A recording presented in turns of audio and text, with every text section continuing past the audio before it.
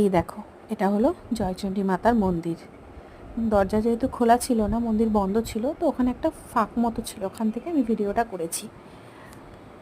তো ইনি হচ্ছেন জয়চণ্ডী মা, পর্বতের সবার ওপরে এনার মন্দির, জয়চণ্ডী মায়ের মন্দির। আর তার পাশে একটু নিচে ওই যে ওইটা হচ্ছে বজরংবলী মন্দির।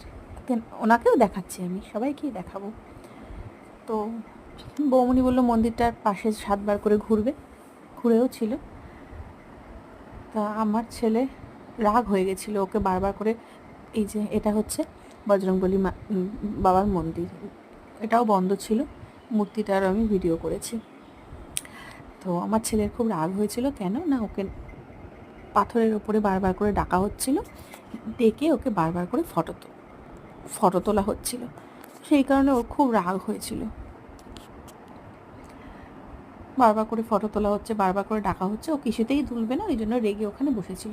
এবার হচ্ছে আমাদের মোটামুটি দর্শন শেষ, এবার আমাদের নামার পালা। নিচে আস্তে আস্তে নামছিলাম, নিচে নামতে ভালোও লাগছিল না, জায়গাটা এতটাই সুন্দর ছিল, মনে হচ্ছিল যেন ওখানেই থেকে যাই। তো যাই হোক, চলো এবার নিচে নেমে এবার যাব আরেকটা জায়গায়। আমরা একটা জায়গায় বেশিক্ষণ সময় নষ্ট করলে তো হয় না, আমরা যাব এখানে যেন কী একটা হয়েছিল, আমার দাদা কী যেন বেশ একটা বলছিল, বৌদিকে কিছু একটা দেখেছিল, আমার মনে পড়ছে না যদিও এখন, কিন্তু কিছু একটা মনে হয় দেখেছিল। তো আমরাও দাঁড়িয়েছিলাম, তারপরে আবার ওরা নামলো, নেমে আমরাও নামছিলাম। নামার সময় জানোই তো কোনো কষ্ট হয় না, ভালোই লাগে, ওঠার সময় যত কষ্ট হয়। চারিদিকে দেখো শুধু জঙ্গল জঙ্গল আর পাথর, মানে এখানে তুমি চারিদিকে যেদিকেই তাকাবে শুধু সবুজ দেখতে পাবে, গ্রিনারি আর গ্রিনারি। তো যাই হোক, চলো নেমে এবার গাড়ির দিকে যাওয়া যাক।